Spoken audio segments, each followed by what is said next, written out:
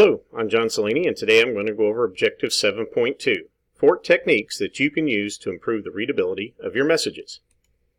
So, as I said, we're going to go over the benefits of making your messages easier to read. I'm going to go over the 4 steps that you can use, which is sentences, paragraphs, lists and bullets, headings and subheadings, and then I'll summarize at the end. Start off, what are the benefits of making your messages easier to read? First, it saves time. Many people are very busy in their day-to-day jobs. They're multitasking all day long, and they really don't have time to read in-depth messages. So they like to skim the message, glean the important parts, and then go back to it later if they need further information. 2, it helps improve your reputation.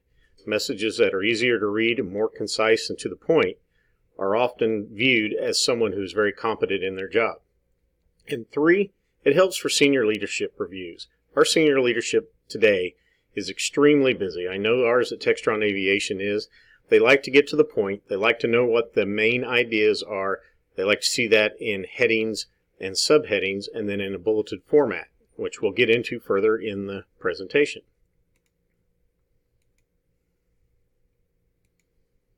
So, what can you do to improve your messages? First, vary the length of the sentences.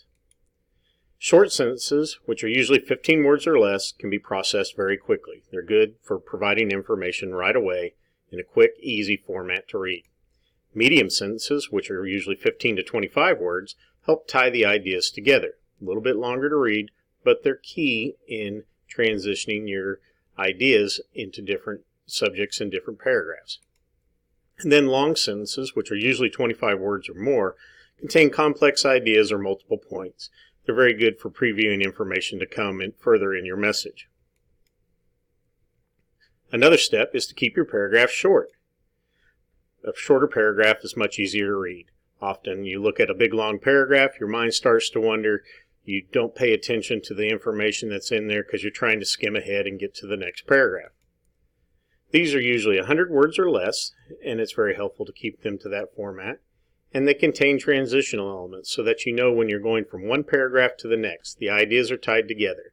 I know we've all learned this throughout our courses over our lifetime, that when you're writing a paper, it's the same with writing a message. Use a transitional element to tie the one paragraph to the upcoming paragraph and the information that you'll be presenting next. Use bullets and lists to clarify. This is extremely important today in the working environment that I have at Textron Aviation. It probably is in your jobs as well, because it's very easy to skim a document, look at it, and look at the bullets or a list and see what the key information is or the points. Like I said, it's useful in highlighting and simplifying. Bullets are often preferred because using numbers tends to assign a priority to the information in the list. So if you use a bullet, there's no number assigned to it, such as number 1 being the most important idea, when that really may not be what you're intending to do. You should separate these lists and bullets with blank sentences before and after so that the information is clear, concise, and stands alone on its own. And keep items in parallel. So what does that mean? That means the words, phrases, clauses, and sentences should all be kept in a parallel format. Here's an example from the textbook which shows and explains these things. First off, parallel words, as you can see in the example, the plan was approved by Clausen, Whitaker, Merlin, and Carlucci. The information at the end by the names are the parallel words in the example. Parallel phrases, we're gaining market share in supermarkets, in department stores, and in specialty stores. The last 3 portions of that are the parallel phrases. Parallel clauses, I'd like to discuss the issue after Vicki gives her presentation, but before Marvin shows his slides. And then parallel sentences, as you can see, in 2018 we exported 30% of our production, in 2019 we exported 50%, and an ongoing parallel sentence would be in 2020 we exported 75%. Adding headings and subheadings to your message can also help as well. An example of a heading would be an overall view of what's in the document, such as redesigning material flow to increase production output. A subheading within that could be pre-staging assemblies in position 2. This is a exact message that I took out of one of my messages to our leadership here at Textron regarding how we're going to increase production output by realigning how we were going to store our materials and repositioning them in the different positions within the production line.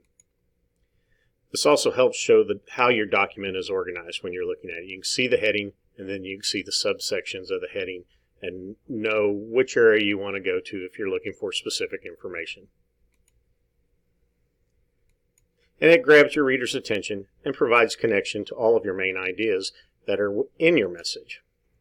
So, in summary, there's 4 tips to making documents easier to read. 1. Vary the sentence length. 2. Keep paragraphs short. 3. Use bullets and lists. And 4. Use headings and subheadings. I hope you found this useful. If you have any questions, please post them to the forum. I'll be glad to answer them. My works cited are listed here, and I hope you have a good rest of the class. Thank you.